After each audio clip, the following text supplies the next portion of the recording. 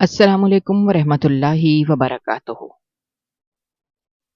एक बेवा औरत मेरे पास काम मांगने आई तो उसके साथ 7 साल का बच्चा भी था।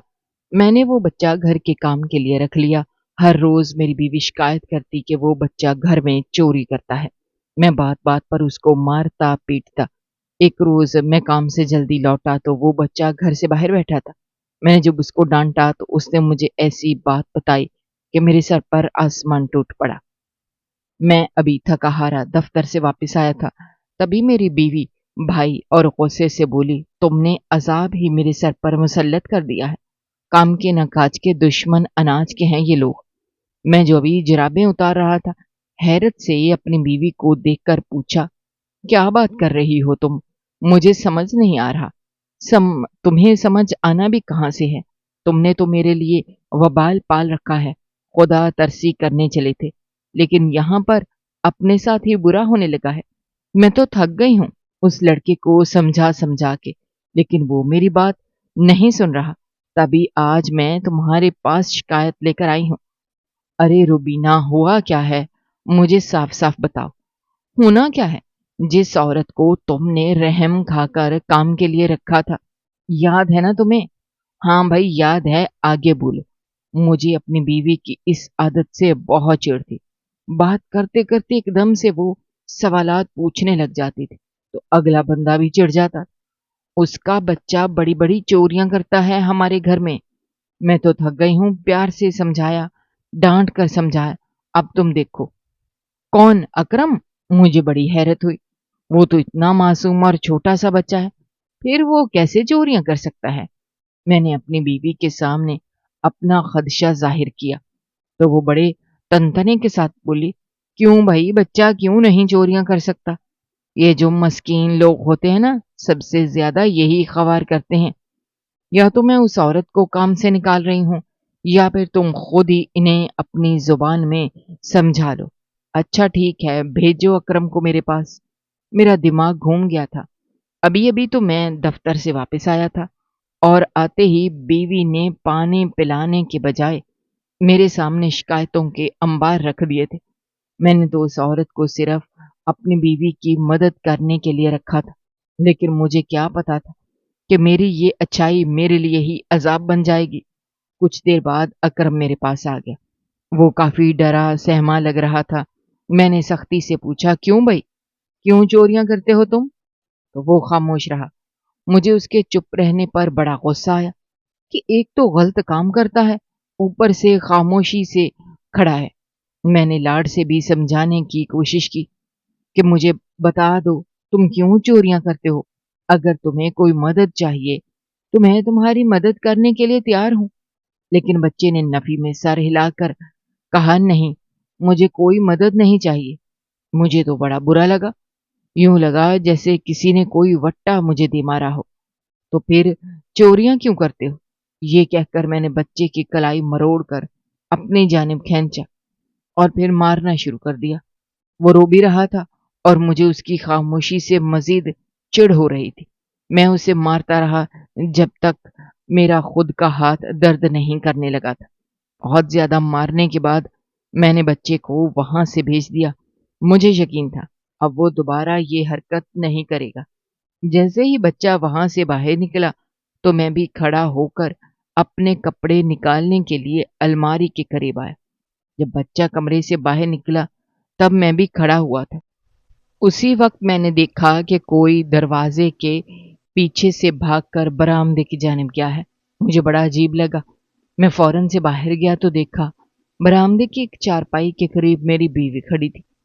वो यूं जाहिर कर रही थी जैसे वहीं पर काफी देर से खड़ी हुई काम कर रही है, मगर मैं समझ गया कि अभी इधर दरवाजे के पीछे मेरी बीवी ही छुप कर खड़ी थी। मुझे ये बात बड़ी अजीब लगी, लेकिन मैंने उस पर ज्यादा ध्यान नहीं दिया। यही सोचा कि वो देख रही होगी कि मैं बच्चे से चोरी के मुतालिक कैसे उगलवाता हूँ। लेकिन काश इस बात को मैं संजीदगी से लेता और उसी वक्त अपनी बीवी को पूछने की कोशिश करता कि तुम छुप छुपा कर क्यों बातें सुन रही थी। मगर मैंने नजरअंदाज किया और वापस कमरे का दरवाजा बंद करके कपड़े बदलने लगा। एक बात मैंने भी बड़ी नोट की थी।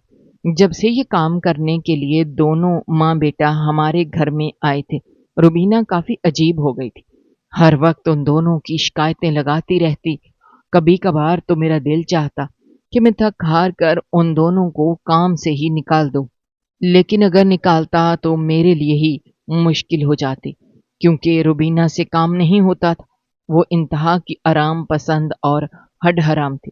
جب میں گھر میں آتا تو پورا گھر بری طرح سے بکھرا ہوتا تھا، نہ صفائی نہ کوئی کچن کا حال۔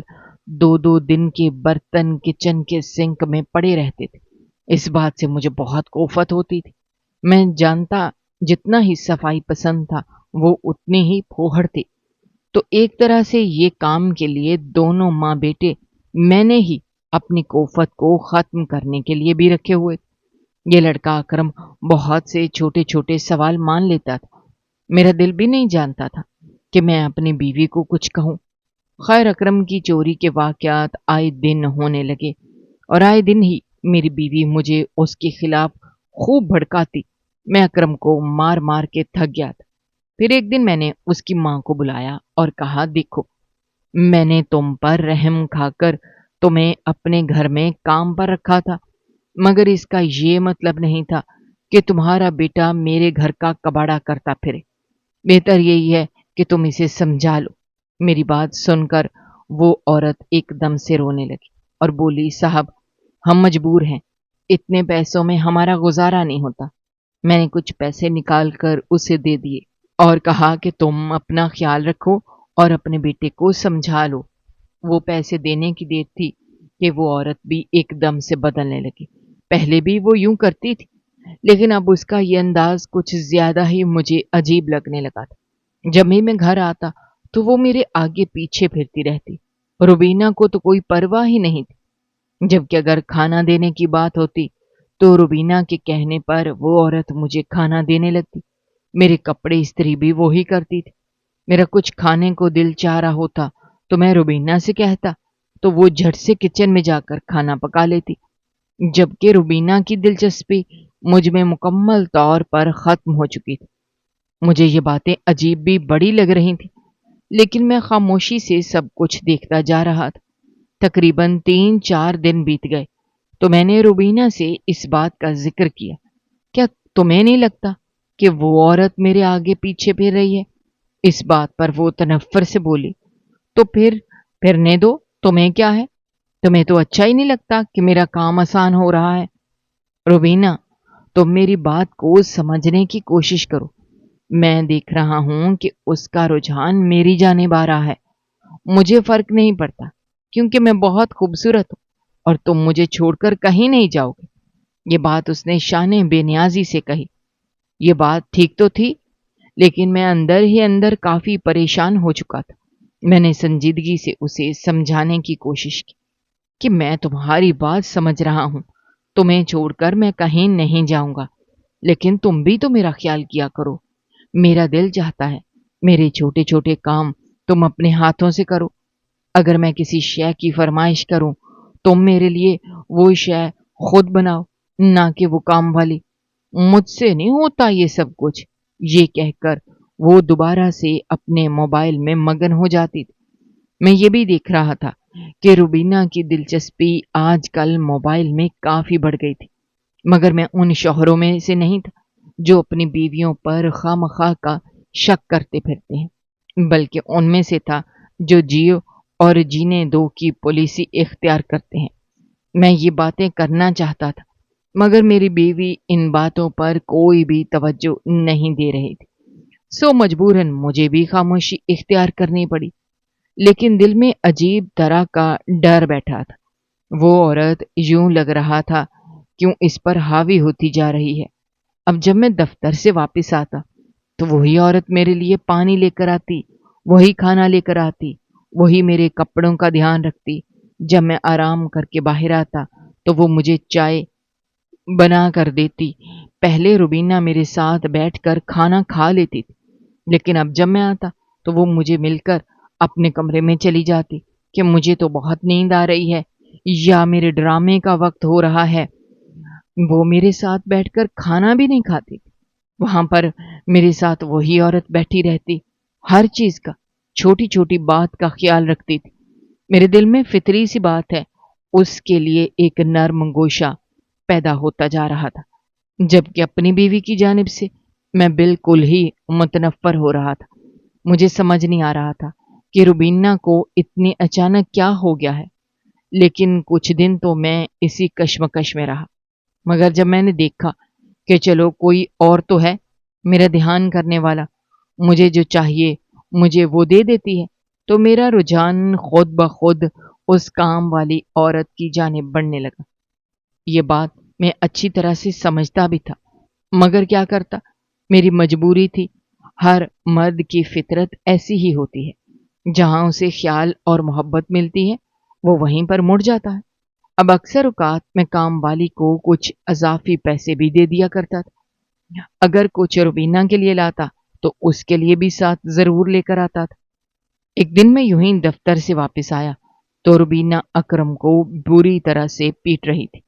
ये देखकर मुझे यूं लगा कि वो मार गोया मुझे पड़ रही है।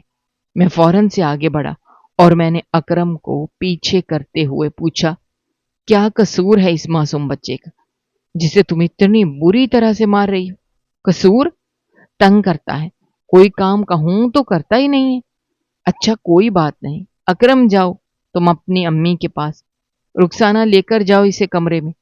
मैं फिर उल्टा उन्हें भेजने के बाद अपनी बीवी रुबीना पर ही गुस्सा करने लगा कि तुम्हें शर्म आनी चाहिए, इतने छोटे बच्चे के साथ इतना बुरा रवैया रखते हुए।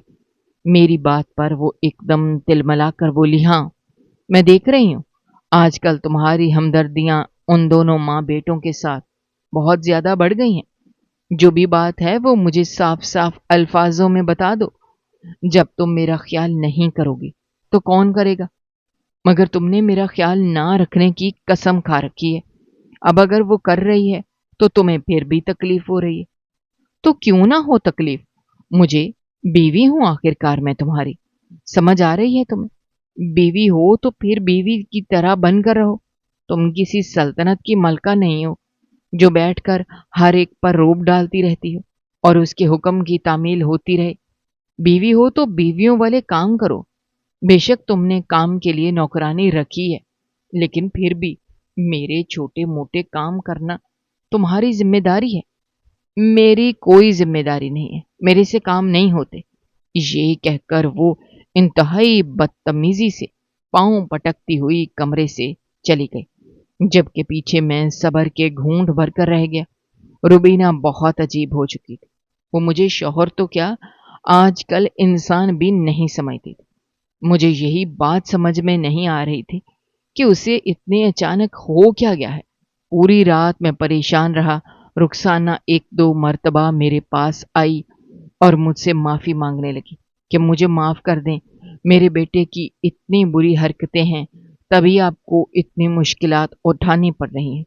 बीबी जी बार बार गुस्सा करती हैं। मैं अपने बेटे को समझाती तो हूं, मगर वो मेरी बात नहीं समझता। तो बेहतर है कि हम लोग ये काम ही छोड़ दें। ये बात सुनकर मैंने फौरन से मना कर दिया और कहा, नहीं कोई बात नहीं, कितना को नुकसान कर देता है, वो थोड़ा बहुत ही करता होगा ना। तुम लोगों की वजह से हमें जितनी सहूलत है वो सहूलत खत्म हो जाएगी। वैसे भी छोटा बच्चा है, बड़ा होगा तो समझ जाएगा। रुखसाना ने जैसे ही काम छोड़ने की बात की तो मेरे दिल को कुछ हुआ। ये वो लम्हा था जब मुझे यकीन हो गया कि मैं रुखसाना में दिलचस्पी लेने लगा हूं और उसका इर्द गिर्द फिरना मुझे अच्छा लगता है। लेकिन कब तक, ये सोचकर मैं एकदम से चौंक गया। एक तो वो बेवा औरत थी, दूसरा मुझे अपनी बीवी का भी खौफ था कि कहीं वो ये जान न जाए कि मैं रुखसाना में दिलचस्पी लेने लगा हूं। देखने में भी वो काफी प्यारी थी। मैंने फौरन ही खुद को समझाया और वहां से उठ गया। मैं अपने आप से ही काफी परेशान हो चुका था। अगले दिन मेरे उठने से पहले ही रुबीना कहीं पर गई हुई थी। मुझे बड़ी हैरत हुई क्योंकि उस दिन इतवार था और इतवार वाले दिन मैं हमेशा देर से उठा करता, तकरीबन 1-2 बजे तक। मैंने आकर रुखसाना से पूछा कि मेरी बीवी कहाँ गई, तो वो एकदम से घबरा गई। मैंने उसकी घबराहट महसूस तो कर ली थी, लेकिन फिर भी अनजान बनकर पूछा, बताओ ना کہاں گئی ہے وہ؟ نرمی سے بولی صاحب پتہ نہیں کہاں گئی ہیں، لیکن مجھے کیوں لگ رہا ہے کہ تم جانتی ہو روبینہ کہاں گئی ہے؟ میں نے تیکھے لہجے میں پوچھا تو وہ نرمی سے بولی صاحب جی اب میں آپ کو کیا بتاؤں، وہ تو ہر روز ہی صبح صبح کہیں پر جاتی ہیں۔ کیا بات کر رہی ہو رخسانہ؟ میں حیرت سے ایک دم چونک گیا۔ مجھے یقین ہی نہیں آ رہا تھا کہ میری ناک کے نیچے میری بیوی بغیر بتائے کہیں پر جا بھی سکتی ہے، کیونکہ مجھے روبینہ پر بہت اعتبار تھا۔ میں نے کبھی بھی نہیں سوچا تھا کہ وہ مجھے دھوکہ دینے کی کوشش کرے گی۔ تم سچ کہہ رہی ہو؟ جی جی صاحب جی، میں کیوں جھوٹ بولوں گی؟ اور انہوں نے یہ بھی بتایا ہے کہ آپ کو نہ بتاؤں کہ میں جاتی ہوں۔ اب آپ میرا نام مت لیجیے گا ان کے سامنے۔ میرے دماغ میں ایک دم سوچوں کی یلغار ہو گئی۔ مجھے سمجھ ہی نہیں آ رہا تھا کہ میں کیا کروں، سو خاموشی سے کمرے میں آ کر بیٹھ گیا۔ میں روبینہ کا انتظار کر رہا تھا۔ تقریباً آدھے گھنٹے بعد وہ لوٹ کر واپس آئی۔ اس وقت تقریباً 10 بج رہے تھے۔ میں نے چوٹتے ہی پوچھا کہاں گئی تھی تم؟ بلکہ یہ بتاؤ روز کہاں جاتی ہو تم؟ وہ ایک دم سے بوکھلا گئی اور بولی تمہیں یہ سب کس نے بتایا؟ میں نے دھاڑ کر بولتے ہوئے کہا تمہیں کیا لگتا ہے تم پر میں نے اپنے کوئی جاسوس چھوڑے ہوئے ہیں؟ اور اگر ایسا لگتا ہے تو ایسا بالکل بھی نہیں ہے، کیونکہ میں تمہارے متعلق پوری خبر رکھتا ہوں۔ تم کہاں جاتی ہو اور کیا کرتی ہو؟ میری بات پر وہ بن کر بولی ہاں، جیسے میں تو جانتی ہی نہیں کہ تمہارے کیا کرتوت ہیں، اور میں یہ بھی جانتی ہوں کہ تمہیں میرے وہاں جانے کا کس نے بتایا، اور یہ جو تم معشوقہ لیے پھرتے ہو نا، یہ ساری اسی کی کارستانی ہے، میں جانتی ہوں۔ اور یہ جو تم فرمائشیں کر کر کے اپنی پسند کے اس سے پکوان پکواتے ہو، تمہیں کیا لگتا ہے میں اندھی ہوں، مجھے دکھائی نہیں دیتا؟ یہ جو تمہارے بھاگ بھاگ کر کپڑے رکھتی ہے، تمہارے چھوٹے چھوٹے کام کرتی ہے، مجھے ہر بات کا پتہ ہے، لیکن میں نے تو کبھی بھی تم سے سوال جواب نہیں کیے جیسے تم مجھ سے کرنے کی کوشش کر رہے۔ وہ بولتی جا رہی تھی جبکہ میں خاموشی سے مارے حیرت کے اس کی بات سن رہا تھا۔ تمہیں یہ باتیں نہیں کرنی چاہیے، کیونکہ ان سب کی اصل وجہ تم خود ہو۔ میں ہوں وجہ؟ ہاں تم ہی وجہ ہو۔ اگر تم میرے چھوٹے چھوٹے کام کرو تو پھر مجھے کیا ضرورت ہے کہ میں نوکرانیوں کی طرف سے کوئی امید لگا کر بیٹھوں؟ مگر تم نے بھی قسم کھا رکھی ہے کہ مجھے کوئی سکون نہیں پہنچانا۔ ہم لوگ یوں ہی لڑ کر پھرتے تھے۔ ہم دونوں کے درمیان اگر گفتگو کا کوئی واحد ذریعہ تھی تو وہ رخسانہ تھی، اور اسے رخسانہ پر حیرت ہو رہی تھی کہ ہمارے لڑنے سے وہ کافی خوش تھی اور میرے آگے بن بن کر آ رہی تھی۔ مجھے جو کچھ چاہیے ہوتا فوراً سے مہیا کر دیتی، لیکن اس وقت میرا دھیان مکمل طور پر اپنی بیوی کی جانب اٹکا ہوا تھا۔ تقریباً 4 بجے اس کے پاس گیا اور پوچھا روبینہ، ہماری لڑائی اور گلا شکوہ ایک طرف، مجھے یہ بتاؤ کہ تم کہاں جاتی ہو؟ میرے دل کو چین نہیں آ رہا۔ وہ مجھے دیکھ کر رونے لگی اور نرمی سے بولی کہاں جانا ہے میں نے؟ یہاں قریبی پارک میں واک کرنے چلی جاتی ہوں، تم چاہے تو پوچھ بھی سکتے ہو، ساتھ والوں کی شبانہ میرے ساتھ ہی ہوتی ہے، ہم دونوں مل کر واک کرتے ہیں۔ یہ بات سن کر میں نے دوبارہ نہیں پوچھا کہ تم جھوٹ بول رہی ہو یا سچ۔ میرا دل کہہ رہا تھا کہ وہ سچ بول رہی ہوگی، کیونکہ میں اس سے اب بھی بہت محبت کرتا تھا۔ شام تک ہم دونوں بالکل ٹھیک ہو گئے تھے، لیکن نوکرانی اب بھی بن بن کر میرے آگے آ رہی تھی۔ مجھے اس سے عجیب طرح کی چڑ ہونے لگی کہ اس نے کوشش کی ہے کہ ہم دونوں کے درمیان لڑائی اور پھوٹ ڈلوانے کی، لیکن مجھے موقع نہیں مل رہا تھا۔ میں کیا کروں یا اس تمام صورتحال کو کیسے سمجھوں؟ شام کو روبینہ کو اس کی سہیلی کا فون آ گیا کہ وہ گھر پر اکیلی ہے تو کچھ دیر کے لیے وہ اس کے پاس آ جائے۔ روبینہ نے مجھے پوچھا تو مجھے کوئی اعتراض نہیں تھا، کیونکہ پہلے بھی اکثر اوقات وہ اپنی سہیلی کے گھر آتی جاتی رہتی تھی، اور اس کی سہیلی کا بھی ہمارے گھر میں آنا جانا لگا رہتا تھا۔ یوں بھی ویسے ہماری آج لڑائی کے بعد صلح ہوئی تھی، تو میں اسے مزید کسی قسم کی خفگی کا موقع نہیں دینا چاہتا، سو میں نے اسے آفر کیا کہ میں تمہیں خود چھوڑ دیتا ہوں۔ मगर उसने मना कर दिया कि इतवार का दिन ही तो तुम्हें छुट्टी होती है, घर में बैठकर आराम करो, बाकी पूरा हफ्ता तुम दफ्तर में काम ही करते रहते हो। मुझे बड़ी खुशी हुई कि चलो कम से कम मेरी बीवी को मेरा ख्याल तो होने लगा। वो चली गई तो मैं दिल ही दिल में दुआ करने लगा, काश हमारा रिश्ता यूं ही अच्छा अच्छा रहे, हमारे दरमियान जो भी रंजिशें हैं वो खत्म हो जाएं, और शायद रुबीना को भी अपनी गलती का एहसास हो गया है। अब शायद वो मुझे दूसरों के सहारे ना छोड़े, लेकिन मैं गलत था, क्योंकि रुबीना के जाते ही वो काम वाली मेरे कमरे में आ गई और सफाई करने लगी। मैंने हैरत से देखा और पूछा, मुझे नहीं लगता ये सफाई का कोई वक्त है। तो वो जल्दी से बोली, नहीं साहब जी, वैसे ही कमरा साफ कर रही हूँ, मुझे अच्छा नहीं लगता कि आप गंद में लेटे रहें। रुबीना बीबी को तो बिल्कुल भी ख्याल नहीं है। मैंने अचंभे से काम वाली को देखा, लेकिन कोई रद्दअमल नहीं दिया और दोबारा अपना मोबाइल चलाने लगा। वो यूं ही कमरा साफ करते करते बेड की चादर ठीक करने लगी। मैंने संजीदगी से कहा, रुखसाना, बेड पर मैं लेटा हुआ हूं, जब उठूंगा तो मैं चादर खुद ही ठीक कर लूंगा। लेकिन ये बोलकर भी मुझे एहसास हुआ कि काम वाली के दिल में कुछ और चल रहा है। उसकी निगाहें और मानी ख़ेज़ बॉडी लैंग्वेज मुझे बहुत कुछ समझा रही थी। मैं एकदम से डर कर उठ बैठा।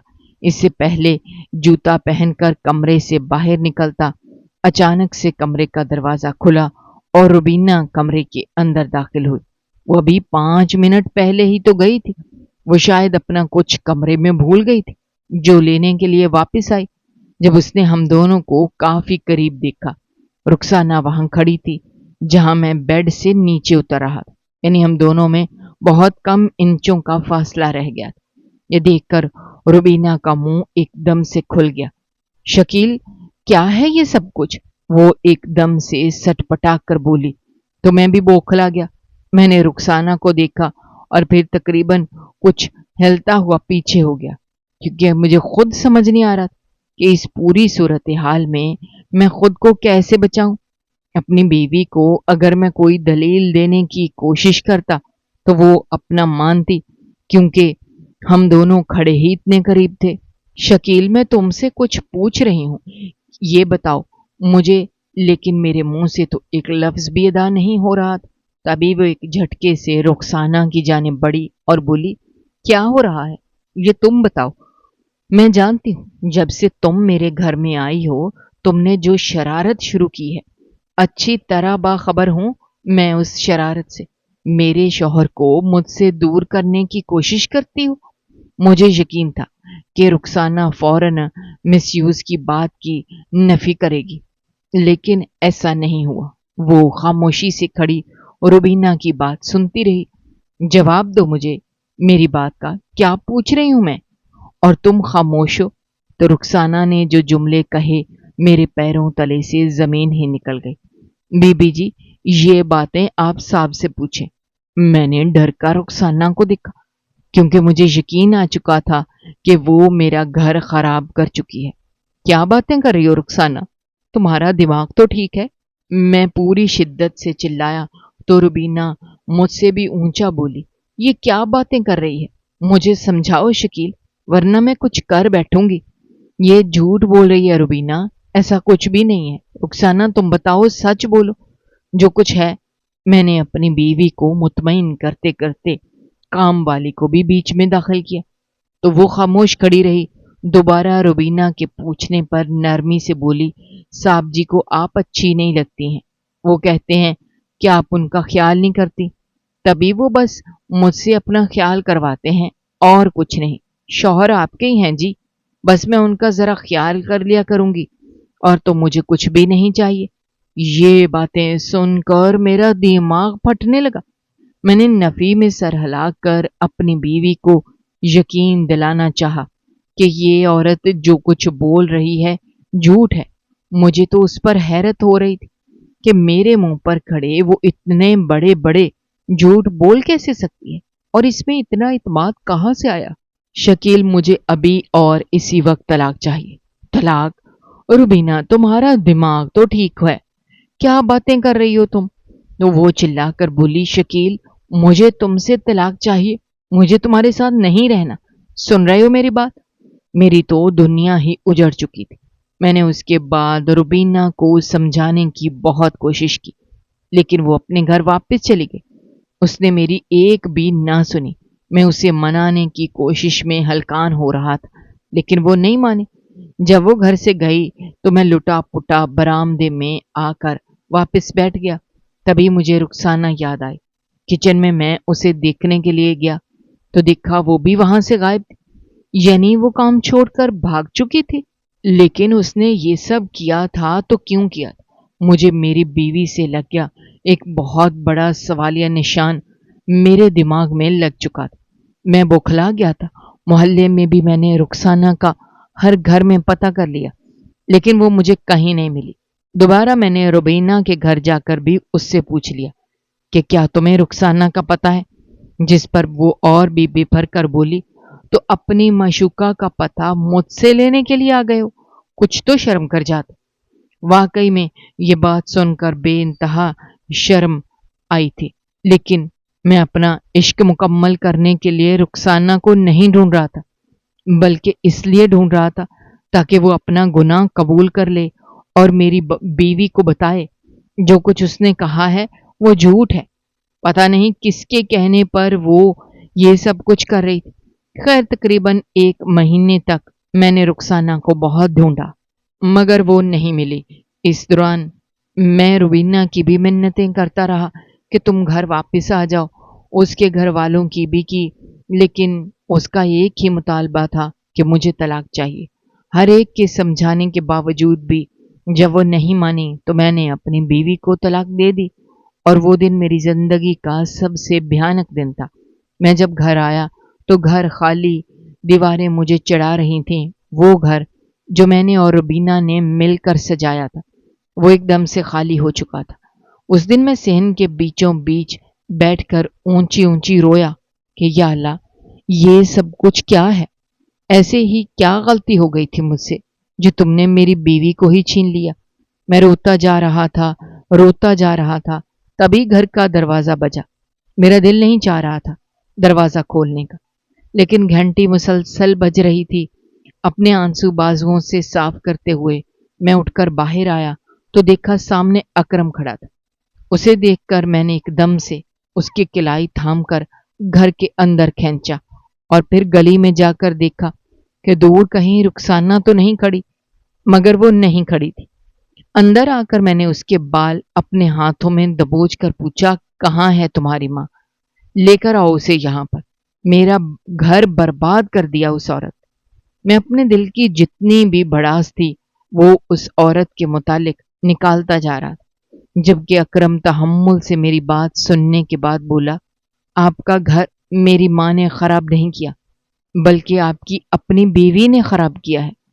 یہ بات سن کر مجھے بے انتہا غصہ آیا اور میں نے ایک زوردار تھپڑ اکرم کے منہ پر لگا دیا، لیکن وہ بچہ اتنا ثابت قدم تھا کہ اپنی جگہ سے نہیں ہلا۔ شاید میری مار کھا کر پکا ہو گیا تھا۔ تبھی نرمی سے بولا، میری ماں کو تو پیسے ملے تھے یہ سب کچھ کرنے کے، میں جو اسے دوبارہ سے مارنا چاہتا تھا۔ یہ بات سن کر جہاں تھا وہیں پر رک گیا۔ مطلب کون کروا رہا تھا یہ سب تمہاری ماں سے؟ آپ کی بیوی۔ اکرم کی بات سن کر مجھے اپنے پیروں تلے سے زمین نکلتی ہوئی محسوس ہوئی۔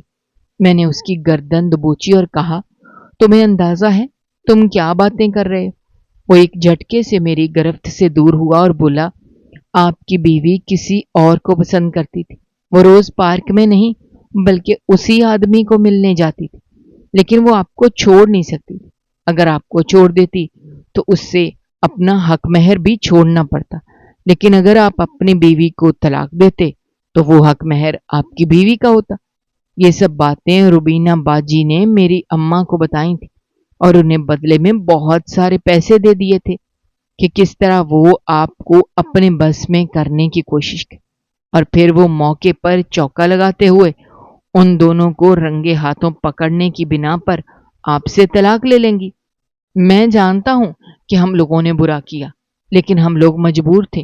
بہت غریب تھے ہم لوگ جب روبینہ باجی نے آ کر ہمارے سر پر چھت دی۔ ہم نے 3 دن سے کھانا نہیں کھایا تھا، لیکن روبینہ باجی نے ہمیں کھانا کھلایا۔ انہیں کے کہنے پر ہم یہاں کام مانگنے کے لیے آئے تھے اور آپ نے ہمیں کام پر رکھ لیا تھا۔